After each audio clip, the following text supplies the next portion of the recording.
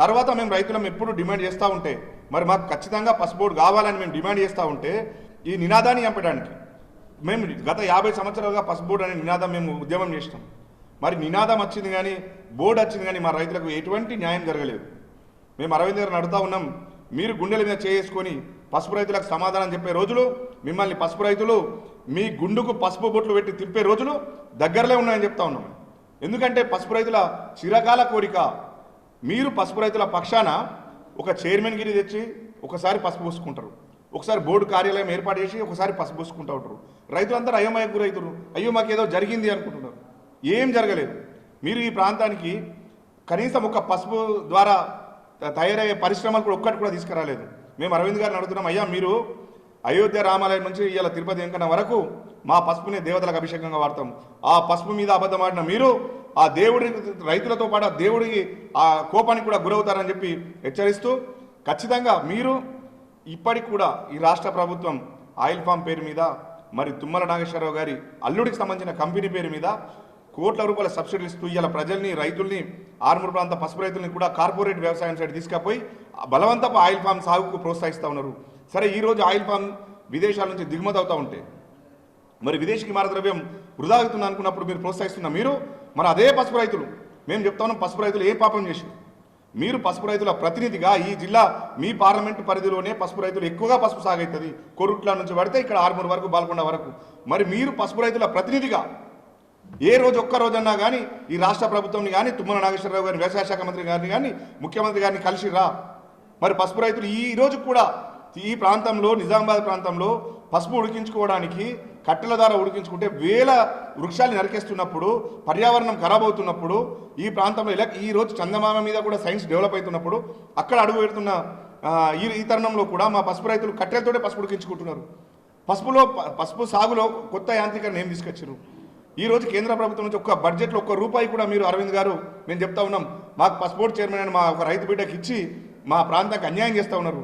రాబోయే రోజుల్లో పసుపు రైతుల నుంచి కూడా మీరు తీవ్రమైన ప్రతిఘటన ఎదుర్కొంటారని చెప్పి తెలియజేస్తూ జై జవాన్, జై కిసాన్, జై తెలంగాణ, జై కవితక్క. ఈరోజు పేరు చెప్పాలి, నా పేరు తెలంగాణ రక్షణ సేన నిజామాబాద్ జిల్లా కమిటీ నుంచి పెద్దలు ఆర్మూర్ నియోజకవర్గం ఇన్ఛార్జ్ నవీన్ రెడ్డి అన్న గారు ఇప్పటివరకు మాట్లాడినారు. వేదిక మీద ఉన్న పెద్దలందరి తరఫున కూడా ఈరోజు నిజామాబాద్ జిల్లాలో సివిల్ సప్లై డిపార్ట్మెంట్ గురించి, అదేవిధంగా ఏదైతే ప్యాడీ రైస్ మిల్లర్లకు ప్రభుత్వము రైతుల దగ్గర నుంచి తీసుకొని రైస్ మిల్లర్లకు ఇచ్చి మరి సిఎంఆర్ మళ్ళీ వాటిని పట్టి బియ్యాన్ని ప్రభుత్వానికి అప్పజెప్పించే బాధ్యత మరి రైస్ మిల్లర్ల మీద, నిజామాబాద్ రైస్ మిల్లర్ల అసోసియేషన్ మీద మరి కొన్ని రోజుల క్రితం కూడా బోధనకు సంబంధించిన మాజీ ఎమ్మెల్యే షకీల్ ఆమేర్ మీద కూడా ఇటువంటి అభియోగాలు ఆ రోజు ఎలక్షన్లలో ఇప్పుడున్న సుదర్శన్ రెడ్డి గారు అభియోగాలు చేసి మరి ఆయన దాంట్లో అవినీతి చేసిండని ఆయన బినామీ పేర్ల మీద అక్కడ రైస్ మిల్ మొత్తము బ్లాక్ లిస్ట్లో ఉన్నాయని చెప్పి ఎలక్షన్ ప్రచారంలో చెప్పడం జరిగింది. మరి ఈరోజు మళ్ళీ సుదర్శన్ రెడ్డి గారు ఇప్పుడు ప్రభుత్వంలో ఉన్నాడు, ఆ రోజు ఆయన షకీల్ ప్రభుత్వంలో ఉండే.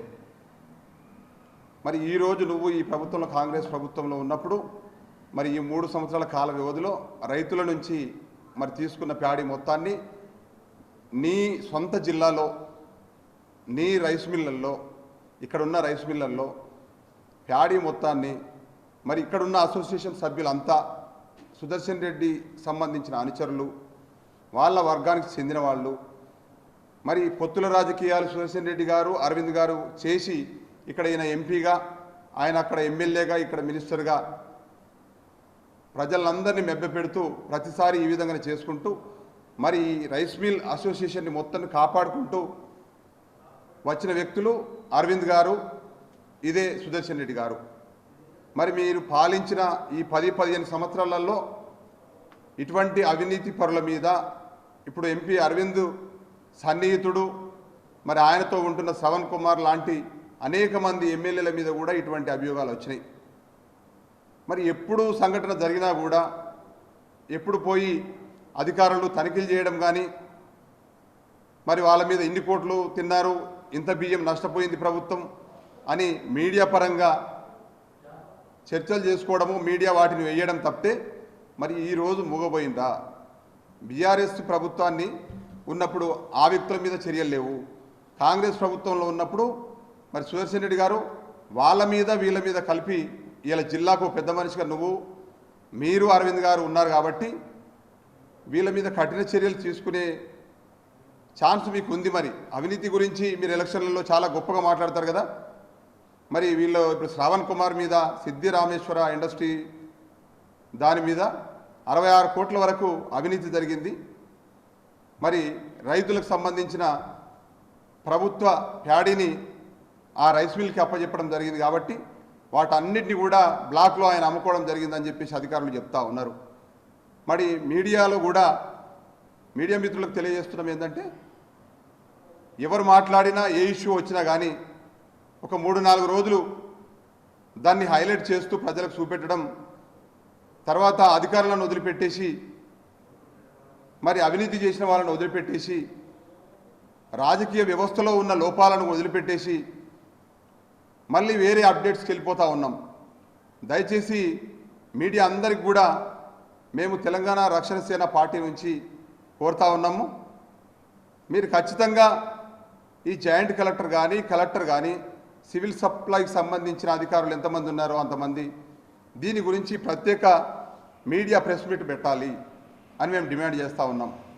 అసలు ఎంత ప్యాడీని నిజామాబాద్లో రైస్ మిల్లులకు అప్పచెప్పడం జరిగింది, మరి ఏ రైస్ మిల్లు బ్లాక్ లిస్టులో ఉన్నాయి, మరి బ్లాక్ లిస్టులో ఉన్న రైస్ మిల్లులకు కూడా కొన్నిటికి మరి ప్యాడీ అప్పచెప్పిందని చెప్పేసి మరి గవర్నమెంటు ఇప్పుడు సలహాదారుడు సుదర్శన్ రెడ్డి గారు ఉన్నారు కాబట్టి ఏ ప్రభుత్వం వచ్చినా కానీ ఆ మరి ప్రభుత్వ సొమ్మును, ప్రజల సొమ్మును, రైతుల సొమ్మును దుర్వినియోగం చేసే విధంగా ఇక్కడున్న పెద్దలు వారిని కాపాడుకుంటూ వస్తూ ఉన్నారు. కాబట్టి ఇక ముందు ఇంకో వారం లోపు మళ్ళీ దీని మీద మేము ప్రెస్ మీట్ పెడతాము. అంతలోపు జిల్లా కలెక్టర్ గారికి వినతి పత్రం ద్వారా అందజేస్తాము. దీని మీద వదిలే ప్రసక్తి లేదు. అవసరమైతే కలెక్టర్ ఆఫీస్ దగ్గర ధర్నాకు కూడా కూర్చొని మరి దీంట్లో అవినీతి చేసిన వ్యక్తులను ఖచ్చితంగా అరెస్టు చేసి వాళ్ళ మీద పీడీ యాక్ట్లు పెట్టినామని చెప్తా ఉన్నారు. ఆ ఎఫ్ఐఆర్ నంబర్లతో సహా మీడియా ముందుకు వచ్చి కలెక్టర్ గారు ఖచ్చితంగా ఎవరెవరు ఉన్నారు, మరి నిజామాబాద్ జిల్లాలో ఇప్పటి వరకు ఆల్రెడీ ఉమ్మడి జిల్లాలో కామారెడ్డిలో ఒక 37 కోట్లు, బాన్స్వాడలో 20 కోట్లు, ఇది మొత్తం చూస్తే ఒక 100 కోట్ల వరకు రైస్ మిల్ అసోసియేషన్కి సంబంధించి దాంట్లో కూడా చాలామంది రాజకీయ నాయకులు పెద్దలు ఉన్నారు. కాబట్టి మీరు కూడా గతంలో జరిగిన వీటికి ఇప్పుడు ఉన్న వీటికి బాధ్యత తీసుకుంటూ మరి ఇటువంటి ప్రజాధనాన్ని దుర్వినియోగం చేస్తున్న వ్యక్తుల్ని కాపాడే దిశగా రాజకీయ నాయకులు, పొలిటికల్ లీడర్లు పోవద్దని చెప్పేసి మరొకసారి కోరుతూ, బీఆర్ఎస్ పార్టీ కూడా ఇలా ప్రతిపక్షంలో ఉంది. మరి ఇలా జరిగిన అవినీతి మీద వాళ్ళ పార్టీ ఎక్కడ కూడా స్పందించడం లేదు. బీజేపీ ప్రభుత్వం కూడా మరి ఇలా అక్కడ సెంట్రల్లో పార్టీలో ఉంది, వాళ్ళు కూడా మరి ఎక్కడ స్పందించడం లేదు. ఏకైక పార్టీగా టీఆర్ఎస్ పార్టీ, తెలంగాణ రక్షణ సేన పార్టీ ప్రజల పక్షాన, కార్మికుల పక్షాన ఎప్పుడు ఉంటుంది. కాబట్టి ఎక్కడ నిర్లక్ష్యం జరిగినా, ప్రజాధనాన్ని ఎక్కడ దుర్వినియోగం చేసినా కూడా ఊరుకునేది లేదని చెప్పేసి మరి సభాముఖంగా తెలియజేస్తూ, ప్రెస్ మిత్రులకు కూడా మళ్ళొకసారి వారం రోజుల్లో మళ్ళీ కలుద్దాం. దీన్ని వదిలే ప్రసక్తి లేదు. మరి దీని మీద ఖచ్చితమైన చర్యలు తీసుకుంటారని కూడా ఆశిస్తున్నాం. మరి అరవింద్ గారు కూడా మీరు ఎంపీగా ఉన్నారు కాబట్టి ఆ శ్రావణ్ కుమార్ గారు చేసిన అవినీతి మీద మీరు స్పందించాలని చెప్పేసి మరొకసారి కోరుకుంటూ, పెద్దలు సుదర్శన్ రెడ్డి కూడా గతంలో నీ కాన్స్టిట్యున్సీలో జరిగిన అవినీతిని కూడా మీరు కేసులన్నీ మరి కలెక్టర్ గారితో ప్రెస్ మీట్ పెట్టి నిజామాబాద్ జిల్లాలో ఇంతవరకు ఈ కుంభకోణాలకు సంబంధించి ఎన్ని జరిగాయో వాటన్నిటి మీద కూడా చర్యలు తీసుకునే విధంగా కలెక్టర్ గారు సిద్ధంగా ఉండాలని చెప్పేసి వారి కూడా కలెక్టర్ని కూడా మేము డిమాండ్ చేస్తూ ఉన్నాం మా పార్టీ నుండి. Thank you.